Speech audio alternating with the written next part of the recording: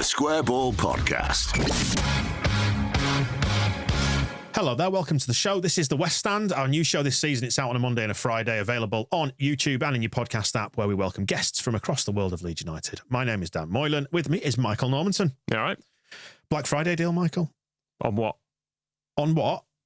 Square Ball stuff? No! NordVPN. NordVPN, yes. We've got a very special, exclusive NordVPN discount code for you to use if you want to protect your privacy. Maybe browse from another country. This is how we manage to get to the German office frequently, isn't it? It is, yes. For listening to a bit of Bryn and Tony there on occasion.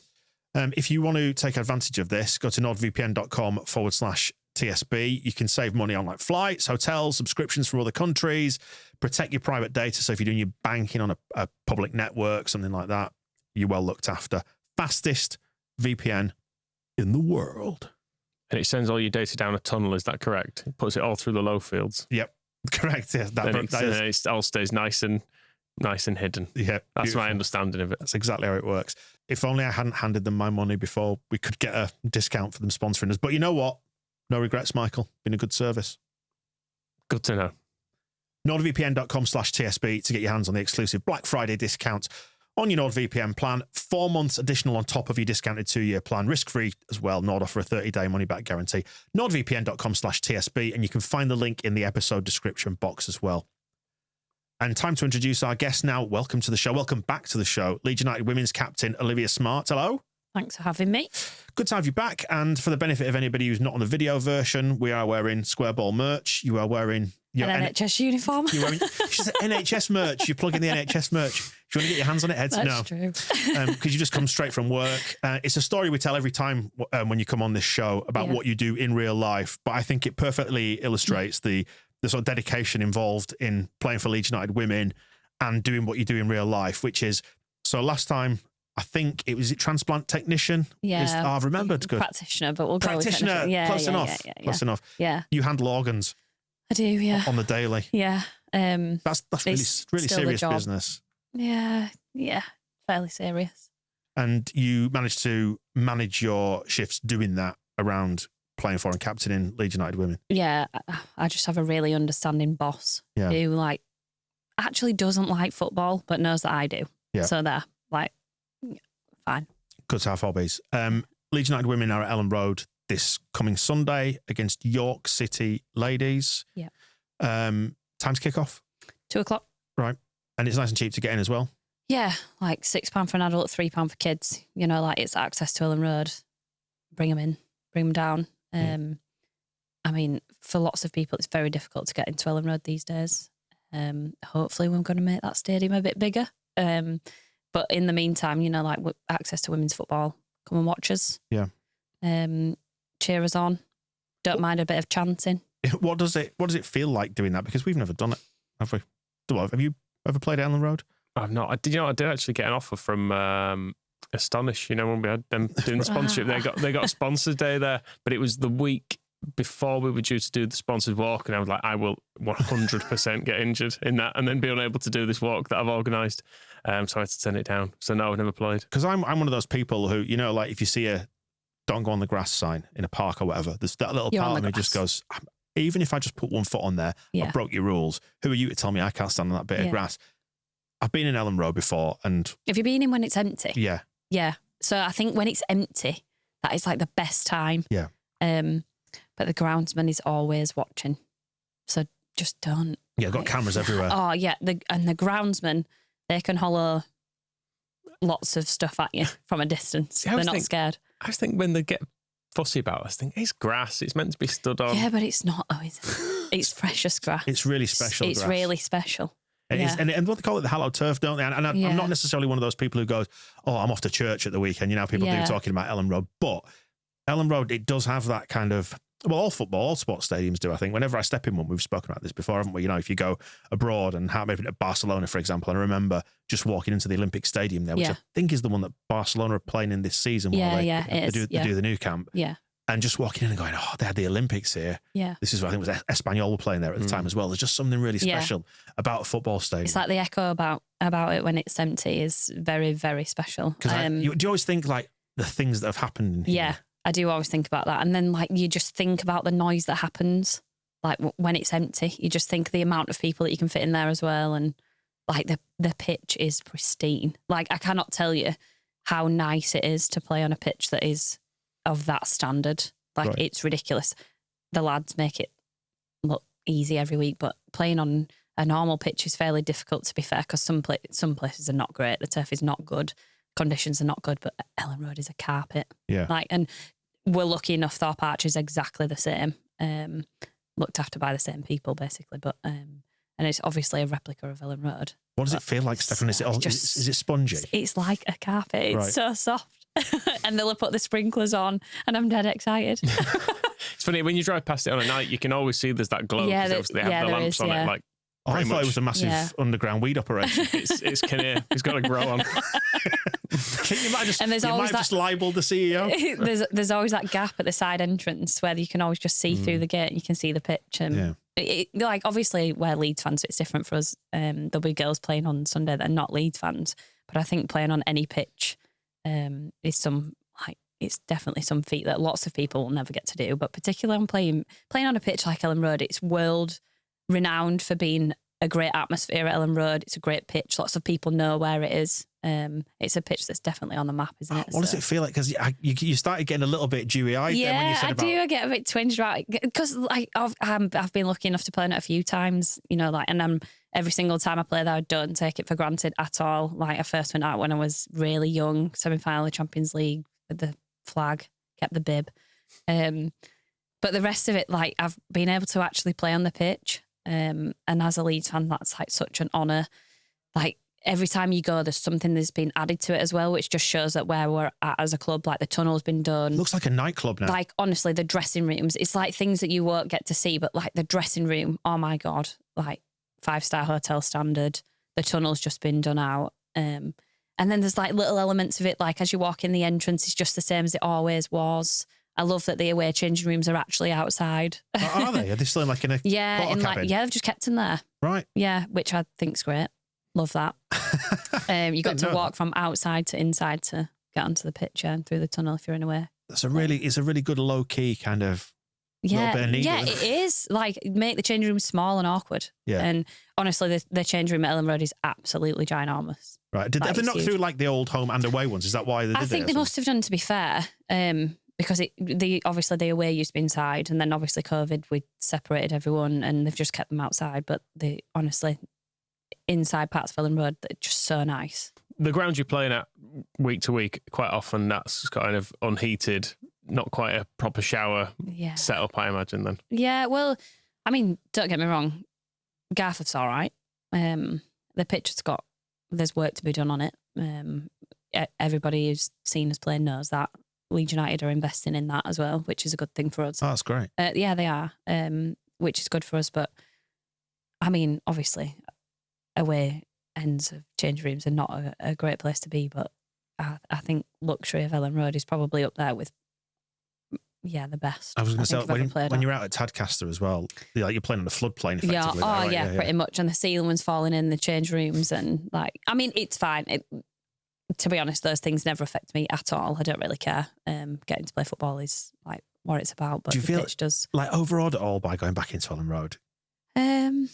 No. Is it normal? Is it normal now? It's not normal because I would never want to take it for granted. It's not normal at all. But to me, play the game, not the occasion. So I celebrate being in Elland Road more when I'm not playing there. So like going in when it's empty to me is more of a spiritual thing, because you can take it all in. Whereas on Sunday, you'd just be thinking about the game. I won't be. I'd be going, look at these lights. Yeah, in the tunnel. Look at the pitch.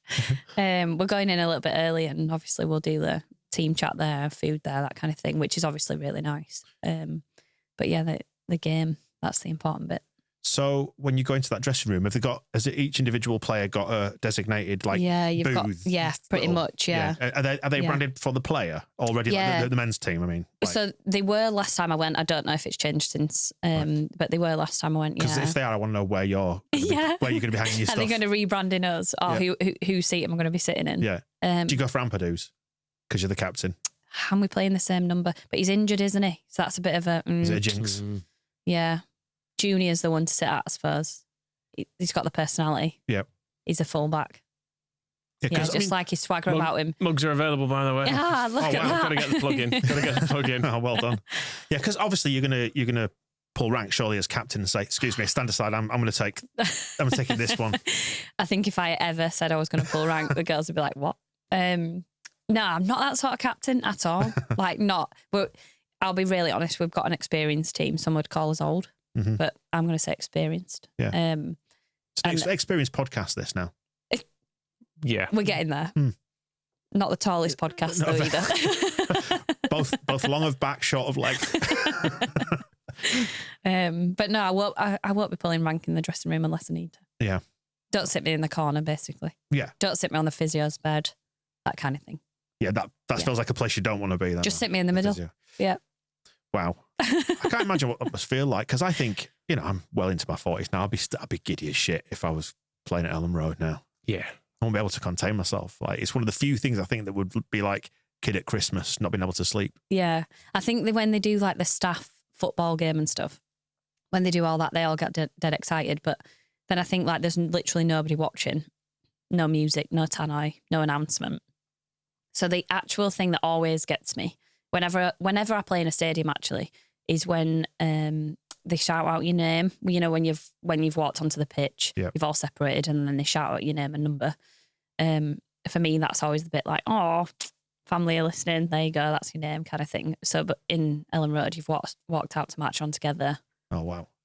Name's gonna be said. It'd be amazing. Yeah. I do like. We'll never ever take it for granted. Like literally, it's an occasion for all of the girls, but like particularly the ones that are Leeds fans. Like, don't get me wrong. I know I'm very fortunate. Yeah, I mean, you get to say I've captained Leeds United, the Leeds United team in Elland Road. Yeah, and walked out to march on together. I can't imagine what that must feel like. You need to add the taken 3-point term. That's what you need to add. Well, fingers and toes. Because you're on a bit of a good run, actually, the women's team at the minute, aren't you? Is it 5 wins on the bounce? Yeah. Will you finally escape the division? Because for anybody who's not familiar with the workings of the division, the Women's Premier League is getting all the headlines and the cash at the minute. Yeah, and then you're 2 tiers below that. Is that right? Yeah. I mean, we're probably in the best position we've ever been in. Squad-wise, we've probably got the strongest squad we've had in a long time. It's a difficult place to go. Any team in this league, actually, it's a difficult place to go to. But we are a difficult team to play against now. We've made ourselves really difficult to break down. We've been unlucky with a few injuries. We've lost a few key players. Obviously, Bass has been out now for a couple of years with a bad knee. And yeah, I saw she posted something on social, didn't she? About she had bandages on her knee. Yeah, recently. So that's like third time up on that, and that's hard for like us to take as a team because obviously we all get on so well. We all take those kinds of things personally. So in some senses we've been unfortunate, but I think we are playing some pretty good football. Teams are fearing us, I think, this season. But any team that we play in this league, I think we were looking last night. I think you can go from second bottom, win your next 2 games and be 5th. Right. Like, because there are 12 teams in the division, we should say. Teams. 12, and it's only one team that goes up. Yeah, only one that goes up. So, like, that's a difficult place to be, isn't it? You can literally be 10th, 5th, 2 games. Like, so we've got a game in hand to play actually as well. Teams around us dropped points recently, which is all fortunate and in our favour. But obviously, it can change so quickly as well. Like, men and women's football can all change so quickly. But especially in a 12-team league, it's going to be that much more. It's going to be tight. But I think every season, every team has a chance. It makes women's football a lot closer. But I want to back us this season, like big time. And what does it mean? What would it mean if you were to get up into the next division up and be another rung up the ladder, getting closer to the Premier League? So I think, like, obviously Leeds United back in the team as a club massively opens opportunity up for players to come in and make this squad even better. But you've got to attract it with promotion, because I think there are players that are playing championship football now that might be sat on the bench for a championship team that could look at the league below, but won't necessarily do that for a club that's not of a big brand. Right. So being a big branded club is important, which is something that we have. So then we need to put ourselves in the best position. We've frustrated ourselves for a few years now, and I think it's about time that we just pushed on into the league above. We obviously no points are guaranteed, but we can see the general structure of the league's looking a little bit more normal this year in terms of points per game, because I know there was the Newcastle run it and obviously blew everyone away. In last year, Hull, I think, averaged, looking at the table, they looked to have averaged about 2.5 points a game as well. And it's tight. There's virtually no margin for error when there's a team doing that. So we start off the season and say there's pretty much lose 1, draw 2, pretty much, which is a tough way to go about your season, isn't it? Obviously, we went pretty far in the FA Cup. That obviously led us to having a lot of games at the end of the season. Then that puts you backwards when you've got injuries, so that's difficult. But there's minimal margin for error. But I think that we've narrowed that down. Actually, we've known where we've dropped points, and where previously where we would have dropped points, we've actually not dropped points this season in certain games. So I think it'll be close. Christmas gives you a good idea of what it's going to look like towards the end of the season. So that's coming up, the halfway point. We'll have a look at it. But, stick around at top 2, top 3. Be in the mix. It's going to be close, yeah. It's the universal truth of football, isn't it? Being at the other side of Christmas and you've got a chance. But what is the gap in terms of, and I'm thinking, can you compare it to men's football? So let's say the gap from League One to the Premier League, from where you are right now to the Women's Super League. Yeah. What's the gaps? Could you liken the two? I think that's pretty similar, to be fair. I think I would be really honest and say I think that's pretty similar. Obviously, League One men's football's got pretty good backing. I mean, League Two football for men, again, still got pretty good backing. I think that's a probably fair comparison, actually. Obviously, Newcastle came out of our league and went full-time, which is something that, I mean, they just wanted immediate promotion. And that's something like Nottingham Forest have done that again this season. They're wanting immediate promotion. So I think having to put that plan in place as a club, you're going to have to at some point do that. But we have to get out of this league first. Yeah. The Saudis just big supporters of women's sport. Oh, yeah. So it's good of them to do that. Yeah. Don't worry. We can be undiplomatic about this. I know you've got to behave yourself. I'm just going to nod. Yeah. Well, with regards to the support from the club, you feel that's all moving in the right direction as well? Because obviously, the finances and the success of the men's team is absolutely crucial to the whole operation. Yeah, of course. And women's football is in its infancy, obviously relative to the men's first team. So is that all moving in the right direction? You feel like in the years to come, it's going to be more robust and well supported? Yeah, so literally a few weeks ago, one of the girls has come from the academy. She joined the first team, been training for half of last season and then come in training with us full time. And I said to her, I wish I was 17 again. The opportunity that she will have from this club in the next 10 years of her career is massive. It will only get better each year. It's just a snowball that's going to just keep gaining momentum. Obviously, we have to put on performances. We have to win games. And ultimately, first step is us getting out of this league. But I think that all just adds encouragement. The men doing well obviously helps because that backs the club with money. But I think I would honestly die to be 17 again and in and around getting involved in women's football, because it's just going to grow and grow and grow. I think even I've seen it in the past, probably since England won the Euros, I've seen a massive change in how women's football has to be supported by the parent male club. Lots of teams are now backed by the male parent club, which is important. But Leeds they'd already stepped on the bandwagon, then they lost it, and then they've stepped back on it well in recent times. Angus has done more for us than we could ever. That's the drug money. Thank him for. God. Just to clarify, I don't think it's the drug money. There is no drug money. Just need to say it very clearly. There's no drug money. But he's been really, really influential. And I think he just gets it. He's just a normal guy. He just gets it. And he really does understand that we needed some support. There's a massive element of we've got to play football, put on performances, get people to come and watch us.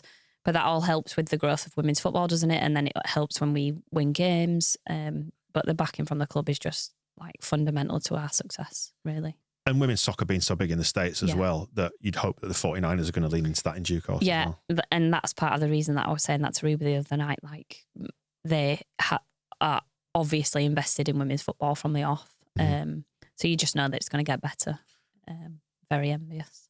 In terms of how you're spending your time, there's the NHS stuff, the job. Yeah. There's the Leeds women, and you're also a dyed-in-the-wool, lifelong Leeds United men's team fan as well. And you've been going to games this season. You were telling us before about an away game you went to. We were chatting about this in the office. Like, have you been getting there much this year? And you were saying you had fun on Wearside.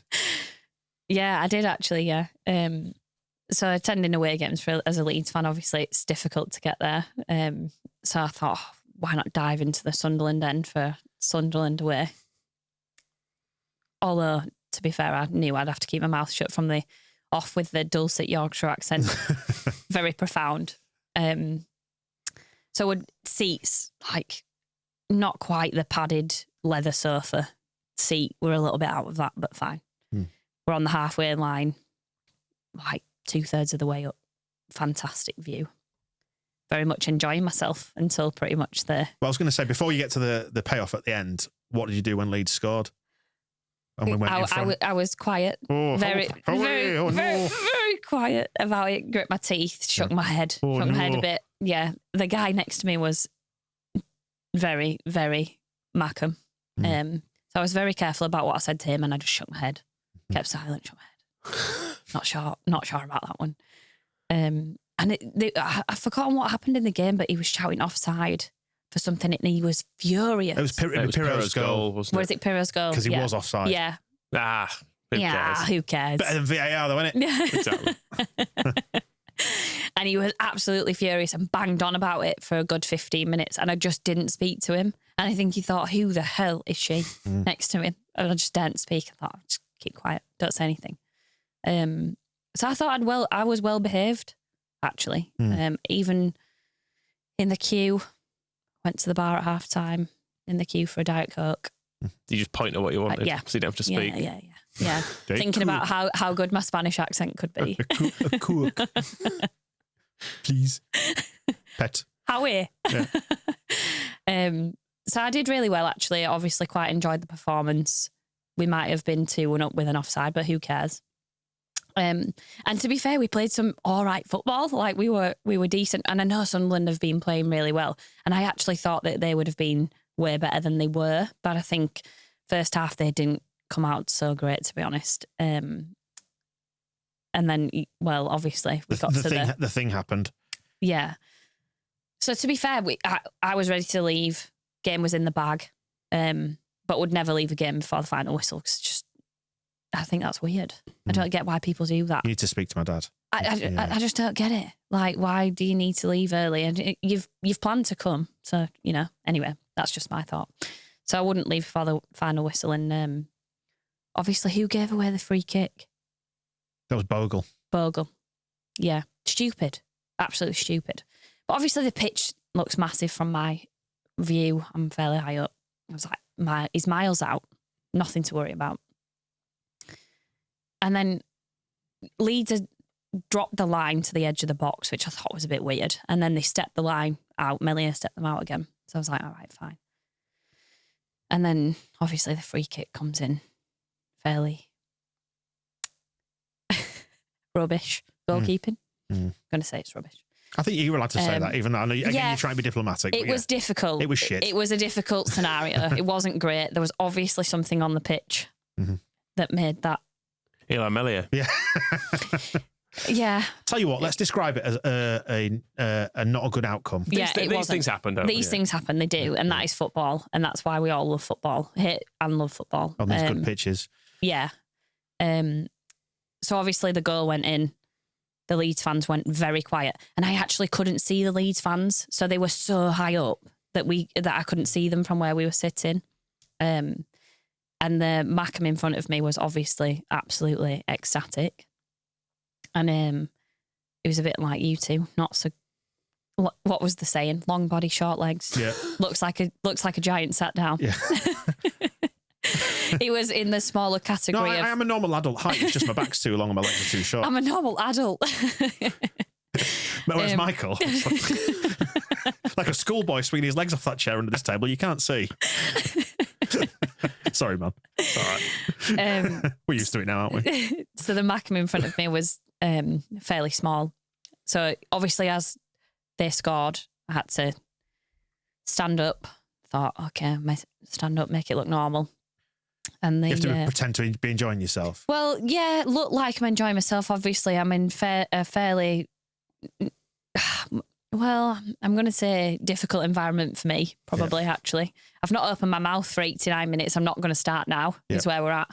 And he turned round to celebrate, obviously, with the rest of his Sunderland fans.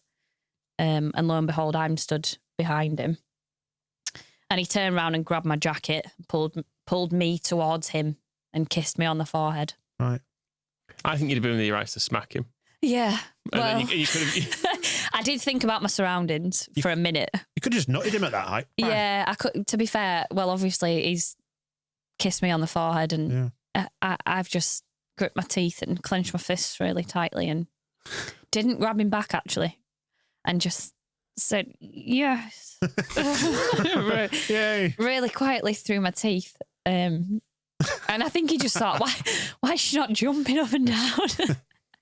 And like I was saying before, I'd gone with Carrie, our goalkeeper, and Carrie had swiftly put a long arm around me to make sure that he wasn't going to pull me over the seat. This way. Yeah, pull me in. Strange, it's weird because you go around kissing women on the head all the time in the street. Don't you? It's exactly the same reaction. They're always like, "Get off me!" Yeah, I mean, I was in Sunderland.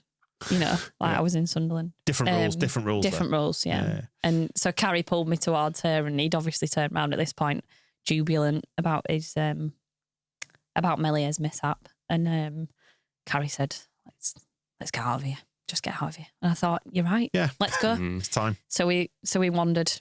And that's the first and only time I've ever left a game before the final whistle. Although it doesn't really count. It was as good as, wasn't it? It was.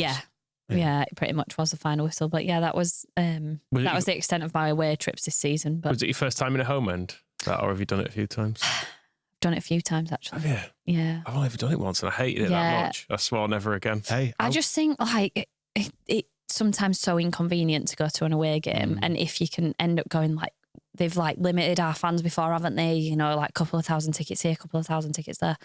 So I'm just like, I'll watch Leeds at any moment given. So I'll take it. They were actually free tickets. So there we go. Look at that. I'd have gone for free, yeah. Perks, Let's change Put on your red and white stripes, Michael. Yeah. I've been in the home end at Bradford City when I was a kid, like in the Cop down the front. And I think because it was obviously Bradford against Leeds, a load of people from Bradford support Leeds. Yeah. And there were a load of people in the home end. And I remember it getting quite uncomfortable at one point. Yeah. To the extent where they opened the gate, like the steward clocked us. And I think it was about to kick off. And they were like, "Get out of here." And they just said, "Right, we'll take you around." And they walked us around the stadium, so across in front of the dugouts, round to the Leeds fans who were behind the other goal. They just throw you in. But yeah, I just went, get in there, whatever. But we got cheered and applauded. Yeah. Walking round, which you feel like 1,000 feet tall when that happens. Yeah, love that. Getting hurt, abuse hurled at you from the family stand at Bradford. Until they're following you to your car. Yeah. But the funny thing is I could see my house, my childhood bedroom from Bradford City Stadium, looking back up the hill. Well, that was fun. You've been to many home games then? Yeah, I've been to a fair few this season actually. I've been all right with, I know people hate the Friday night, Monday night scenario, but for me actually it works. So selfishly, I don't mind. But yeah, I've taken my grandma a few times and my sister's working. Me and my sister go generally, but yeah, can't beat Elland Road, can you? I mean, I'm not going to say I enjoyed being in the Stadium of Light, but equally I got to see Leeds play, which for me, it's fine. But Elland Road, the atmosphere has been good this season. You chose your word carefully there. Yeah, I just, like we were talking about before, we've seen Bielsa, and I think that lots of Leeds fans are like, yeah, this is good, but not that good. And I think you're absolutely right. Lots of fans are expecting a little bit more now. And the thing that's actually, I've really noticed this season is how quiet we can get. And that's just a really difficult environment to be in. And particularly being someone who plays football and for this club, I just think, oh my God, but there are moments where we need to be loud. We have to be. And that hostility that we can bring to ourselves, we can bring it to our own team by being quiet. I think that's difficult sometimes, but when we're on it, Elland Road is literally bouncing, isn't it? It's unbeatable, isn't it? Yeah, it is. And for 37,000 people to be in there, and 32,000 of them are Leeds fans. Like, we can make some noise. So I just think we do need to get that back, actually. Don't make it a hostile environment for our own team. But like, Leeds fans are unbeaten, I think. I mean, the Geordies do it pretty well, actually. They support their team very, very well. You're really going for Sunderland there, aren't you? Yeah, I think I just had a bad time. It's all fresh in the memory. Yeah. I think we've picked it apart in recent weeks. It's just probably circumstances at this particular moment in time are just not ideal in terms of making a good atmosphere. But as the season wears on, if we're in touch, if we're not in touch, it'll get horrible. But if we are in touch, and assuming we are, it'll start to ramp up again, I think, as people feel that sort of urgency, the need to drive us and get us over the line and push us on. Because you saw like the Norwich playoff game, the Leicester home game. I mean, like, those are two of my favourite occasions at Elland Road ever. Yeah, so Leicester was my birthday. Oh, wow. Nice. And we'd gone as a 4, actually. There were 4 of us that had gone. And I was like, I just hope it's a good game. I just want it to be a performance. Like, it's my birthday. I'm going to be selfish. And when Archie Gray scored, I honestly, like, the goosebumps were just, and that noise, like the way the fans reacted, just unreal. Like, that was just immense. Yeah. And then the playoff game, when they walked out, the noise then. Yeah. Just, and the entire stadium was white. Like, that was just, I'm getting goosebumps now thinking about it, that both of them are up there for me. Yeah. Like, but I just think Elland Road, like, you just honestly cannot match the atmosphere. Go watch other teams. I'll go watch any football, and it's just not the same. Yeah. And Leeds is lucky, isn't it? It's one city, like, one club. Yeah. Yeah, and there's not many other places like it. But and will you still be playing? Do you think maybe in a couple of years, if we do go up, the redevelopment starts, and you're playing in like in a 50,000 capacity Elland Road, that'd be something, wouldn't it? This is difficult, isn't it? Like, you can't play forever, but that stadium can it's got capacity, hasn't it, to be something major. I don't know have they even finalised the plans yet. I know they've committed to the growth, haven't they? But like, it could be really special. Yeah. I mean, even some of the stuff they've done to it recently, like the new Peacock Bar, the Eddie Gray Suite, some of that stuff just looks like 5-star hotel, been to worse places on holiday kind of experience. Like, honestly, it just looks immaculate. So they're paying some real good attention to it, I think, and it's like well invested in now. But I think it'll be something massive. Yeah. Like, the stadium's going to look mint. I remember going back in for the Everton home game post-COVID and nearly crying when Marching On Together was played. And I imagine I'll have a similar sort of feeling if and when we get into there and there's like 50,000 in there. Because I've never seen a crowd that big at Elland Road. I've seen it elsewhere, but never at Elland Road. It'll be quite something, I imagine that. Yeah, the noise. Yeah. Bring the noise. Bring it on Sunday as well. Yeah. Played against York City Ladies, Elland Road. What time's kick off again? 2:00. 2:00 kick off. Bring your family. There. Yeah. Bring the kids. Bring more kids. Yeah. Bring the neighbours. Bring their kids. Just bring everyone. Just get permission first. Yeah. That's all we'll say. Enjoy the experience and come back and tell us what it was like next time. Will do. And fingers crossed. Thanks, Liv. See you Sunday. The Square Ball Podcast.